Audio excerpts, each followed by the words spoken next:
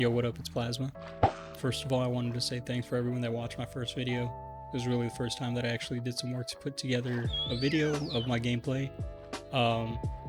With the exception of this weird video on my YouTube channel. Don't watch that one. But anyways, I really appreciate all the comments and feedback I got on the last video. Really excited to show you all what I've been doing. So since my last video, I have done a lot more on the server. I finally got myself decently set up.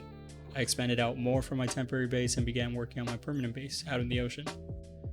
Since then, a lot of people have joined the server, and it's really cool to see all the builds and ideas that people have, and just really how the server's been developing. There's been a lot going on, different relationships and groups that people have been starting to form, and just it's been really cool trading and just going through all the funny stuff that goes on every day. But yeah, so let me show you a little bit of what I've been working on. So in the last video, I showed my iron farm and my creeper farm, but they've changed significantly since then. There were a lot of issues in those farms that either stopped the farm from working or severely hindered the rates. So I had to go in and do a bunch of fixes and just overall revamp those farms, and they have definitely been improved. And I kind of just want to go through and show you what was wrong with them and what I did. So I guess the first main issue with my iron farm was that I noticed that the villager area was not fully spawn proof, and somehow iron golems were spawning inside of the glass blocks. I guess I don't really understand the spawning mechanics of iron golems, but I'm not sure what was allowing them to spawn inside of the glass blocks. It was really strange, and just wasn't sure how to fix that. I didn't really want to leave a space there, but I had to do something about it, try to figure it out.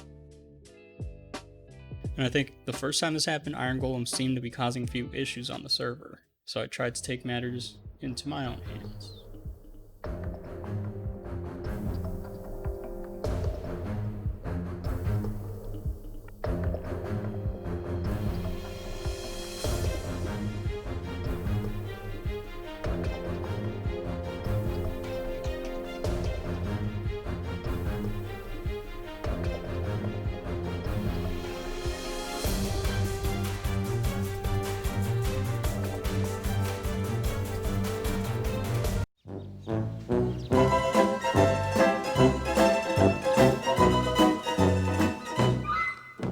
Anyways, after a few people from the server stopped by to look at the farm.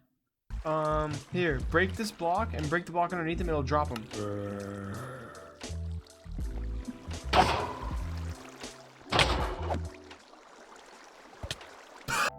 And a few deaths later, I gave in and decided to remove those blocks and just leave an airspace so that golems wouldn't spawn inside the farm anymore.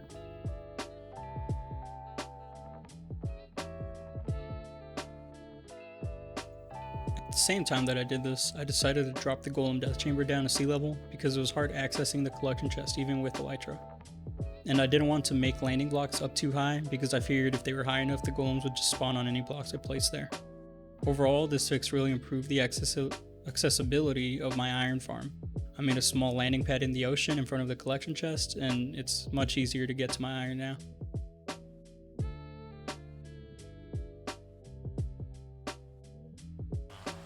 After fixing the golem chamber, or golem collection chamber I should say, I tried to AFK my iron farm, but I noticed that the farm kept stopping. Golems wouldn't spawn after some time. So I decided to watch the farm for a little bit, and I realized that it needed to be reset every night. Not sure really why, but the villagers wouldn't sleep at night, and the farm wouldn't spawn iron golems anymore. To fix this problem, I set up a reverse sunlight detector to send a signal to pistons each night. These 3 pistons push a block that blocks the line of sight between the villagers and the zombie every night, so they get a chance to sleep.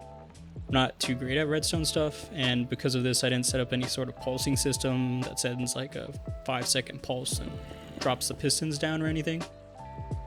So the pistons stay up all night, but I guess this is an issue as it means that the golems won't spawn at night, but typically on this server the nights don't last too long because most people sleep pretty fast. And I just figured a night wouldn't really matter as long as I was resetting the farm.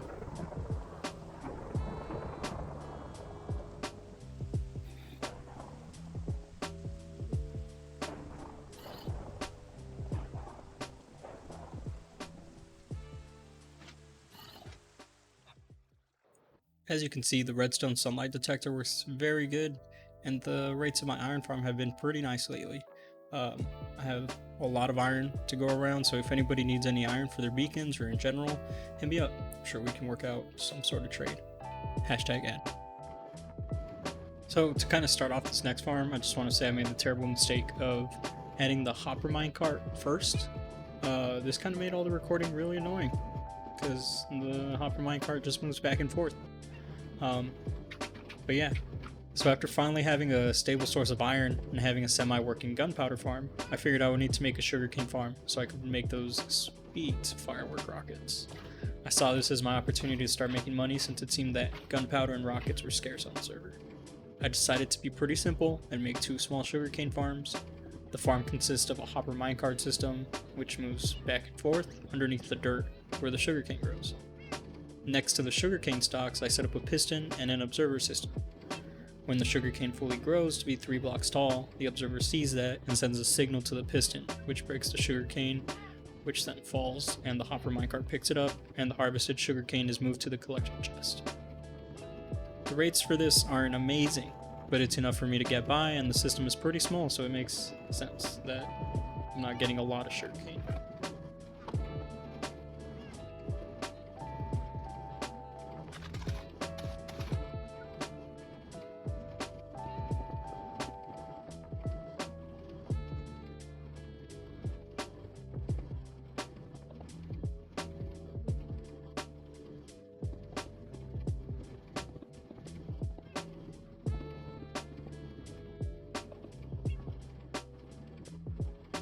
The next and last farm I want to talk about is my creeper farm.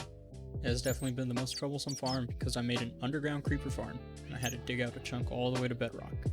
But I think I finally got it to work and produce good rates.